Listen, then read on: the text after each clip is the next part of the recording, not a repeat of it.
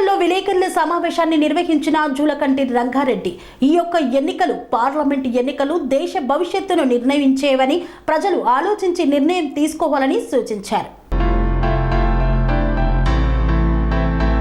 చౌటుప్పల్లో విలేకరుల సమావేశంలో మాట్లాడుతూ ఈసారి జరగబోయే పార్లమెంట్ ఎన్నికలు దేశ భవిష్యత్తును నిర్ణయించే ఎన్నికలని జూలకంటి రంగారెడ్డి అన్నారు. 60 సంవత్సరాలలో పాలించిన వాళ్ళు 55 లక్షల కోట్లు అప్పు చేస్తే మోడీ వచ్చి 10 సంవత్సరాలలో 1,55,00,00,000 కోట్లు అప్పు చేశాడని తెలిపారు. బీజేపీకి వ్యతిరేకంగా మోడీకి వ్యతిరేకంగా ఎవరు మాట్లాడినా వారిపై తప్పుడు కేసులు పెట్టి వేధిస్తున్నారు. బీజేపీ కండువా కప్పుకుంటే అన్ని కేసులు మాఫీ అవుతున్నాయన్నారు. మరోసారి అధికారంలోకి రావడానికి అయోధ్యలో రాముని పేరుతోటి బాలరాముని వాడుకునే ప్రయత్నం చేస్తున్నాడని వాపోయారు. సిపిఎం పోటీ చేసే స్థానాలు తప్ప మిగతా స్థానాల్లో వామపక్ష పార్టీలకు మద్దతిస్తున్నామన్నారు. పార్లమెంటులో ప్రజల సమస్యలను పరిష్కరించడానికి ప్రజా సమస్యలపై గలమెత్తడానికి సిపిఎం అభ్యర్థిని గెలిపించాలని కోరారు. గతంలో ఎన్నో ఎన్నికలను చూశాం. మన దేశానికి స్వాతంత్రం వచ్చిన దగ్గర నుంచి ఇప్పటి వరకు 5 సంవత్సరాలకు ఒకసారి కొన్ని ఎన్నికలు కూడా మధ్యలో రావటం అని చూసాం. కానీ ఈసారి జరగబోయేటువంటి ఎన్నికలు దేశ భవిష్యత్తు ప్రజలందరి భవిష్యత్తుకు సంబంధించినటువంటి మరీ ఎక్కువ బాధ్యత కలిగినటువంటి ఎన్నికలు అని చెప్పేసి ప్రతి ఒక్కరు కూడా అర్థం చేసుకోవాల్సినటువంటి అవసరం ఉంది.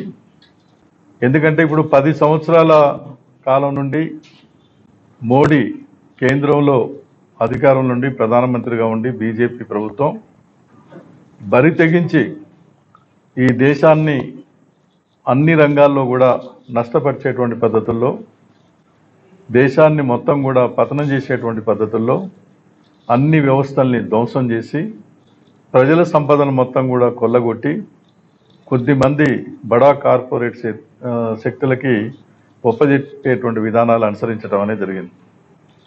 ఆయన ఎన్నికల్లో ఇచ్చినటువంటి వాగ్దానాలకి ఆయన అనుసరించినటువంటి విధానాలకి ఏమాత్రం కూడా సంబంధం లేదు. ప్రజలకు ఇచ్చినటువంటి హామీలు ఏంటి?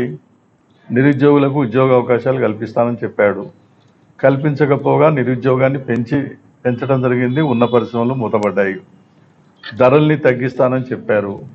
ధరల్ని తగ్గించకపోగా ధరల మీద ధరలు లేకుండా పెట్రోలు జిఎస్టీ తీసుకొచ్చి పెద్ద ఎత్తున పన్నులేసి లక్షల కోట్ల రూపాయలు ప్రజల మీద భారం వేయటం అనేది జరిగింది.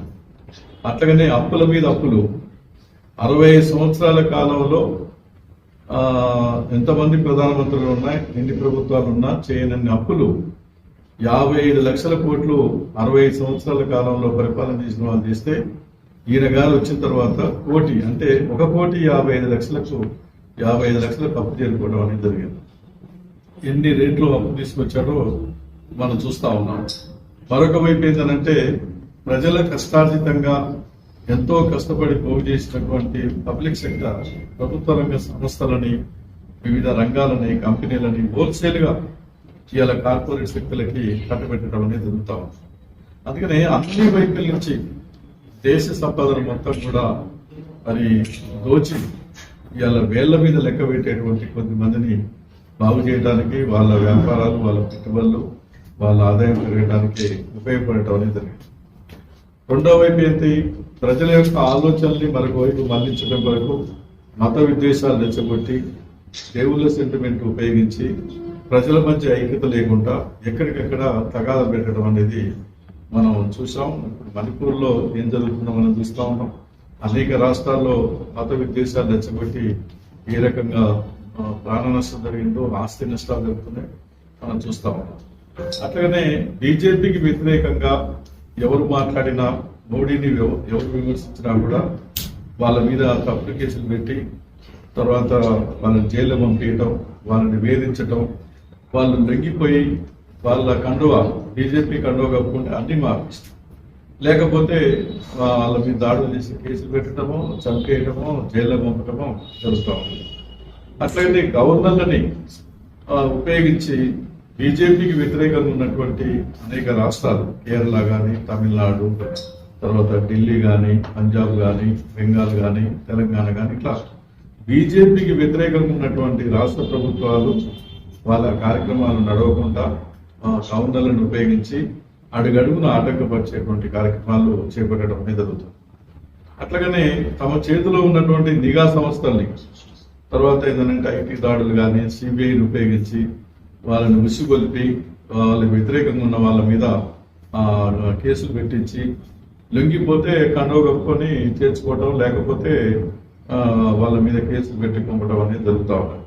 బీజేపీ కండవ కప్పుకుంటే అన్ని మాపి ఎంత అవినీతిపరుడైనా, ఎన్ని తప్పులు చేసినా, తర్వాత ఎన్ని అరాచకాలు చేసినా అన్ని మాపి. బీజేపీకి వ్యతిరేకంగా ఉంటే మాత్రం ఎంత నీతిమంతులైనా కూడా అవినీతి పరులుగా, దేశ ద్రోహులుగా ముద్ర వేసి వాళ్ళ ఈ 10 సంవత్సరాల కాలం నుంచి పరిపాలన దుర్మార్గమైనటువంటి పరిపాలన సాగించడం అనేది జరిగింది. మూడోసారి మళ్ళీ అధికారులకు రావడానికి ప్రజల్ని అనేక రకాల గురి చేస్తా ఉన్నారు.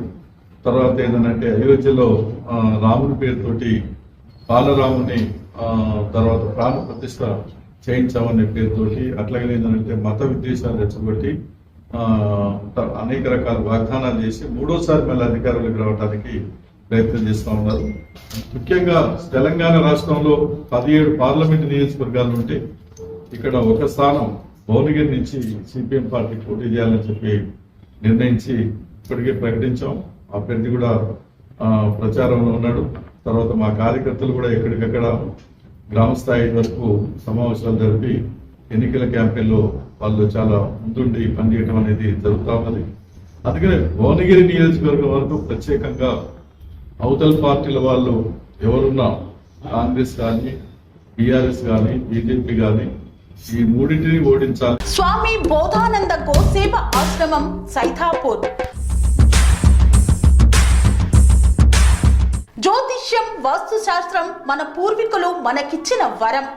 దుర్గాదేవి, కాలభైరవ ఉపాసనతో వాక్సిద్ధి పొందిన శ్రీ శ్రీ బోధానందగిరి స్వామివారు మీకు ఎలాంటి సమస్యలున్నా, వాటిలో ముఖ్యంగా ధన నష్టం, ఆరోగ్య నష్టం, భార్యాభర్తల మధ్య గొడవలు, ప్రేమించుకున్న వారు దూరం అవడం, ఎన్ని సంబంధాలు వచ్చినా పెళ్లి ముడి పడకపోవడం, రోడ్డు ప్రమాదాలు, అప్పుల బాధలు, వ్యవసాయంలో నష్టాలు, పెద్దల మాట పిల్లలు వినకపోవడం, ఆరోగ్య శాంతి, గృహశాంతి, మనశ్శాంతి లేకపోవడం, ఇలాంటి సమస్యలు ఉన్నట్లయితే ఒక్కసారి స్వామీజీని కలవండి.